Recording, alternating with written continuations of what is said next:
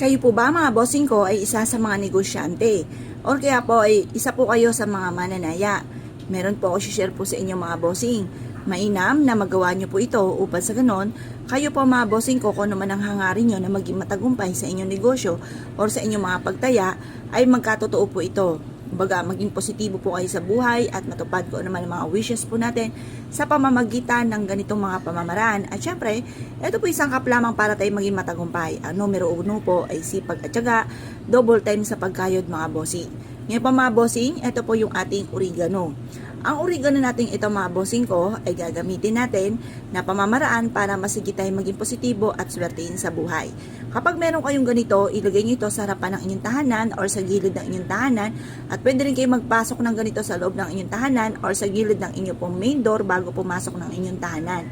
Ang gagawin nyo po ay ganito mga bossing. Kumuha po kayo ng isang pirasong ganito.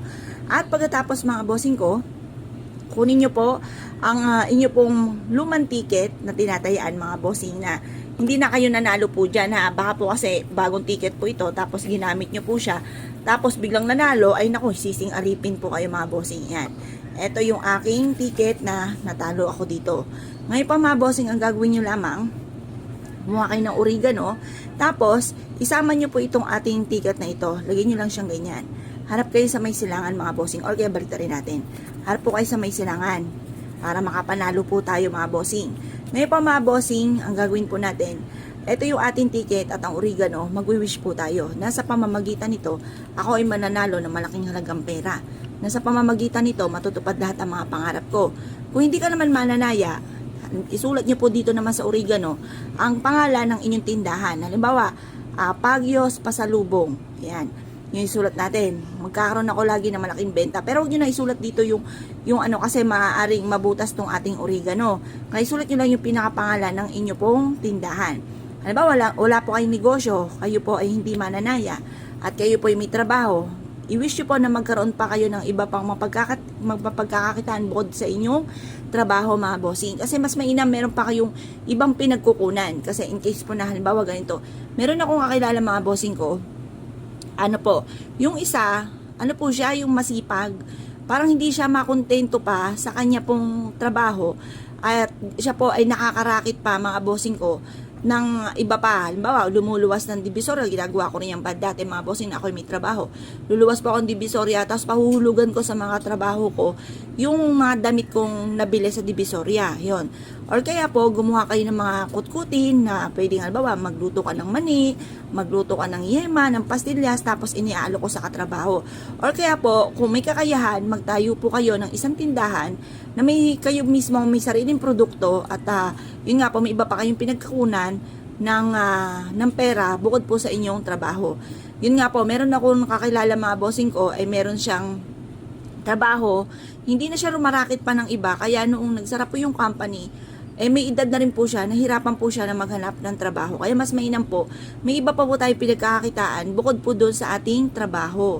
Or sa ating negosyo, may iba ka pang negosyo bukod po doon kasi may mga panahon na mahina yung negosyo to, may iba pang maaaring lumakas na negosyo na maaaring hindi ka mapipressure kapag po humina yung isa kasi may iba ka pang pinagkukunan. Yun ang kagandahan nun mga bossing ko. Kaya ako po mga bossing ko, yun, dumami po sila ng dumami dahil nga po sa iniisip ko kasi at saka masipag din po mga bossing kapag yung isa na settle ko na, marami na siyang paninda, no, unti-unti na namin, nagawa na namin ng mga paninda, magja-jump naman ulit ako sa iba naman mga bossing, gano'n. Hanggang sa dumami po sila ng dumami mga bossing. Subukan nyo rin po ito. At ito po mga pamaraan, bukod sa sipag at syaga, subukan nyo rin po ito. Yung aking pong sinishare po sa inyo mga bossing. Ngayon pa mga bossing, ito yung ating pampaswerte. Mainam na meron tayong pampaswerte para maging matagumpay po tayo sa ating negosyo or kung ano man po yung ninanais po natin. Ito na yung ating oregano. Mag-wish ka lang po dito, nakaharap ka sa may silangan na 6:30 or kaya po yung alas 7. Matatapos ito hanggang alas 8 lamang. Kasi ibibilad pa po natin siya. Halimbawa, nagsimula ka ng alas 7. Ngayon, mag-wish ka. Pagtas yung mag-wish, di naman isang oras kayo mag-wish, mga ilang minuto lamang, ibilad nyo na po siya sa sinag po ng araw. Pagtapos sa alas 8 ng umaga, kunin nyo po itong dalawang ito. Yan. At pagkatapos mga bossing, tupiin nyo po ito at isiksik nyo sa mataas na lugar. Magugulat na lang po kayo, darating yung mga panahon na ay nagkatotoo lahat yung wish ko dito, or kaya ay nanalo ko ng malaking halagang pera, yung mga ganon.